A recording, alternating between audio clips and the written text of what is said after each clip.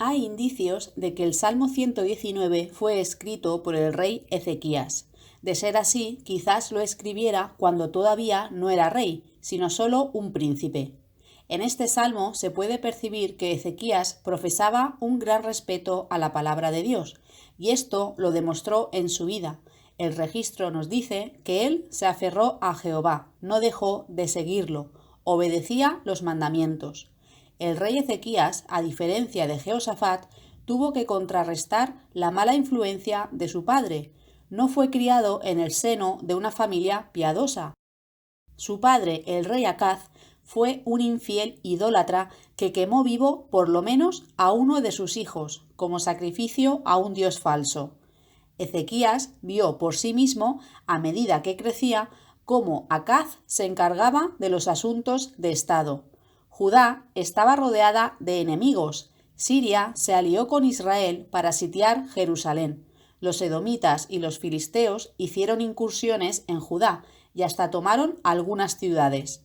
En vez de pedir a Dios que lo ayudara, Acaz recurrió al rey de Asiria, sobornándolo con oro y plata tomados del tesoro del templo.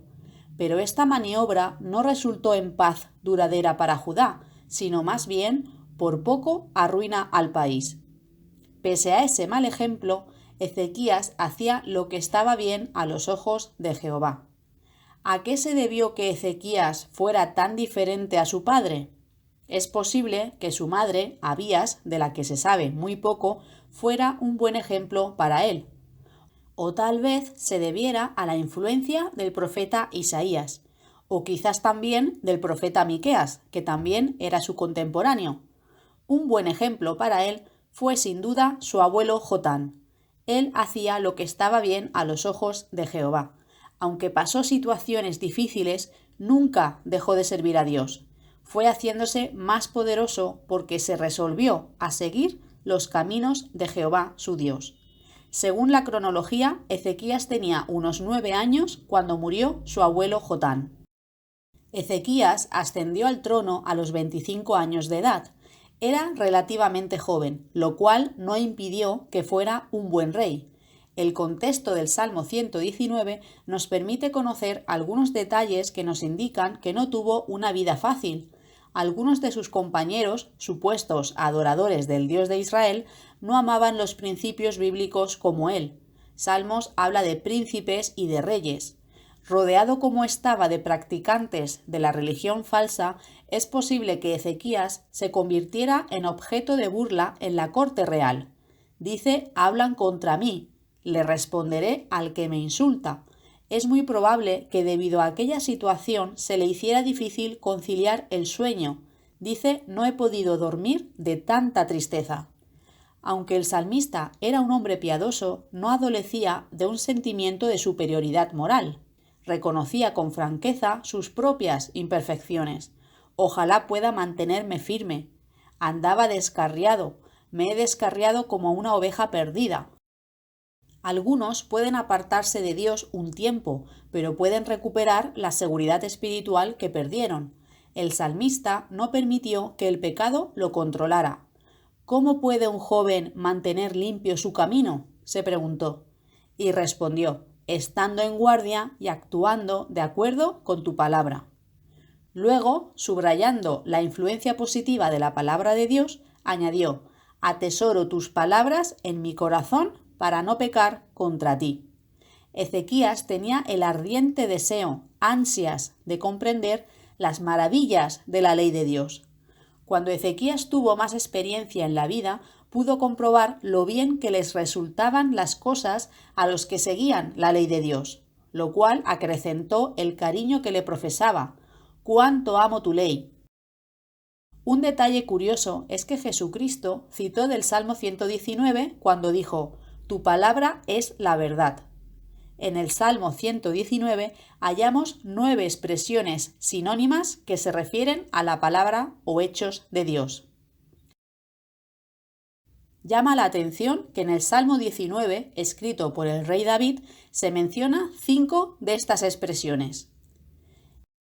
El capítulo 31 de Proverbios nos habla de cierto joven rey, Lemuel, a quien su madre corrigió con un mensaje de peso. Se ha discutido bastante sobre su identidad. Algunos comentaristas opinan que Lemuel era otro nombre de Ezequías y otros opinan que de Salomón. Un detalle muy interesante es que algunas ediciones del texto hebreo de Proverbios 31 tienen el trigramatón, o 3 letras, que representa la firma del rey Ezequías puesta en las copias efectuadas por sus escribas para indicar que la obra se había completado. Otro dato es que la parte final del capítulo es un poema alfabético describiendo a una esposa capaz. En un poema alfabético, el primer verso de la primera estrofa empieza con la primera letra del alfabeto hebreo, Aleph, el siguiente verso con la segunda letra, Bet, y así sucesivamente se van usando todas o casi todas las letras del alfabeto hebreo. Puede que esto haya servido de ayuda para la memoria. Los poemas alfabéticos los usaron el rey David, Jeremías y Nahum. No hay constancia de que Salomón usara este estilo de escritura. El Salmo 119, que hemos dicho antes que es muy probable que lo escribiera Ezequías, se escribió siguiendo una estructura alfabética. Este salmo tiene 22 estrofas, pero, diferente de la mayoría de otros salmos alfabéticos en los cuales cada verso sucesivo comienza con una letra sucesiva del alfabeto hebreo, en este salmo en concreto, cada estrofa tiene 8 versos y los 8 a la vez empiezan con la misma letra del alfabeto hebreo. Puesto que hay 22 letras en el alfabeto hebreo, en total este salmo tiene 176 versos, lo que lo convierte en el salmo más largo de la Biblia. ¿Qué detalles interesantes podemos sacar del Proverbios 31?